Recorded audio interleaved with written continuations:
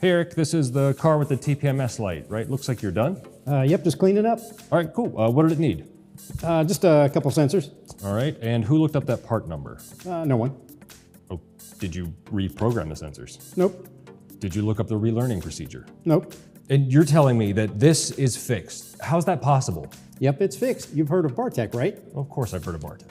Well, Bartec TPMS tools utilize a procedure called right sync that works in conjunction with their right sensors.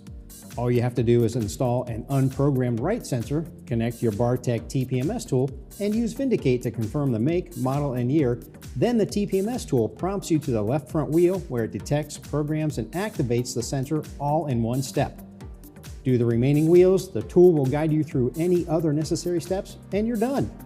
The right sensors are a single part multi-frequency sensor, and right sync does everything else. It doesn't even matter what position you put them in or if there are still some OE sensors on the vehicle. Right sync works it out. I just get the job done. Hey, that's the name of the game. I appreciate the info. Since I'm still new here, I'm still learning our procedures. Thanks.